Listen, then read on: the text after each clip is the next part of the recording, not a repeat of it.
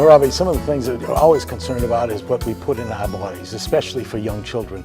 And, one of the important factors that happened was with the food programs, the lunch programs at in a lot of the schools that kind of fell flat on their face. What would be the reason for that type of? I really think what happened was, they tried to initiate healthier foods in the cafeterias, and that was a great idea, but they didn't educate the children. And I really think it would have been beneficial if they would have took some of that food into the classroom and asked the students, do y'all know what this is? It's a tomato, it's a cantaloupe, it's a honeydew. Cut them open, pass them around, let them try it, let them eat it. So they know, oh wow, this is really good, didn't have any idea what this was. Then when they see it in the lunchroom, hey, I like this is good. Because a lot of them aren't getting it at home anymore. We eat a lot of, we go out and eat a lot now, people eat more processed foods and meals Fast and things food like that, and things fast like foods, that. right. So I don't think they were really seeing it, really knowing what it was.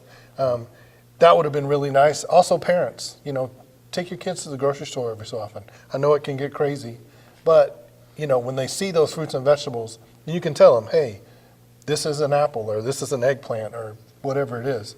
Maybe take a couple of them home, cut it up, let them try it.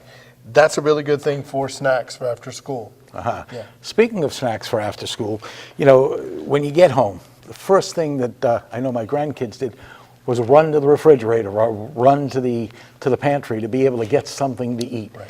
And exactly what that was not always the best choices. Right. What should we do for our kids and to be able to, really address that? And I know it's a busy day for parents, and a lot of the times it's easy to say, oh, find something in the kitchen. But what's in our kitchen is what I'm talking about now. Right. What we I think the biggest thing is you have to be prepared. You can't let them catch you off guard. That my kids come home, Dad, I'm hungry, I want a snack. The first thing I say is, did you eat all your lunch? And if the answer is no, finish your lunch, right? And then the second thing is, at our house, every Sunday, we all kind of sit down in the living room and we say, all right, what's everybody want for meals for next week?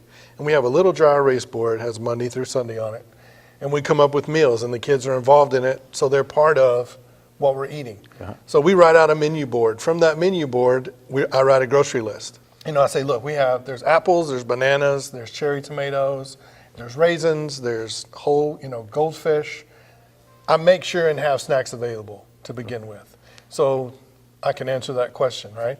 And some of the things you can see that we have out, we have some whole grain goldfish. Now, I don't tell my kids, hey, you're eating whole grain goldfish. I just say, here's some goldfish, eat them. We have pretzels, some nice cherry tomatoes from the farmer's market, some cubes of cheese, celery sticks. My kids love celery with peanut butter. Spread a little peanut butter in a little hollowed out space, sprinkle some raisins on there. I think they call it ants on a log or something like that. They love it, it's great, right? We have some carrots, some broccoli, some cashews. That's sausage, right? But guess what? It's turkey sausage. Here, try that. See what you think. I don't tell my kids, hey, you're eating turkey sausage. Because they go, oh, good. It's good, right? Absolutely. I taste it, I'm like, tastes like dried sausage. We're going to right? save those for later on. Exactly, yeah, exactly. Very good. We have some apples, we have some bananas. My kids also love apples and peanut butter. Dip in the peanut butter, apples. And really, I try and give them to drink water when they come home. A lot of times, can I have a soda? Look, we keep all that stuff in our house because we also have guests come over.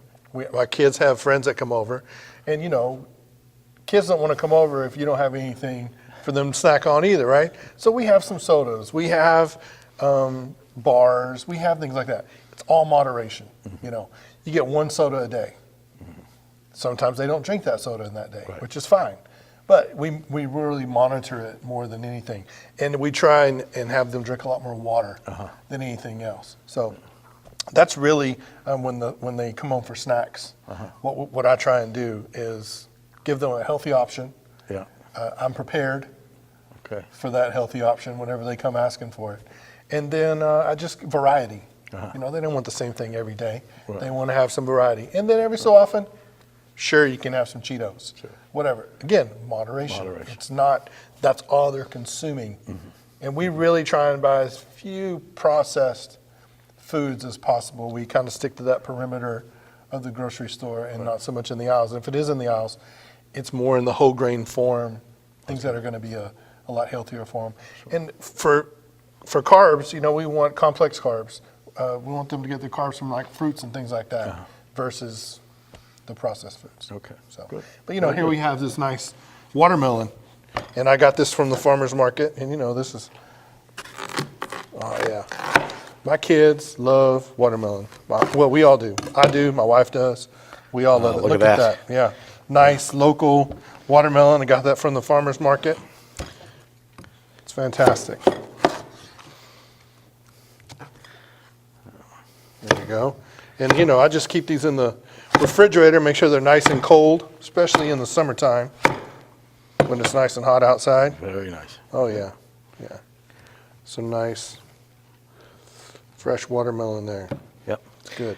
And which child coming home from school wouldn't want to have something like a watermelon or some sausage or cashews, you know, or a piece of fruit, you know, The ones that if don't know it's about there. it. And that's the difference, Yep. you know, and so often children are on their way home stopping at McDonald's or Burger King and having some French fries and a thick shake, Yeah, 9 out of 10. rather than coming in to having some snacks like this. So, you know, we have to be careful what we do. We have to think ahead, is what you were saying. That Right. planning makes the difference in the world. And the fewer times that we visit those places like fast food and programs like that, the healthier our children will be. Oh yeah, and big planning too.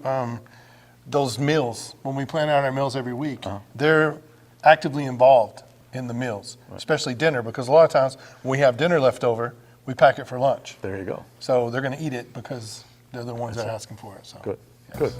Well, thank you very much, Robby. It's been a pleasure to do, and hopefully we've addressed a few of the issues in terms of healthy eating for our children.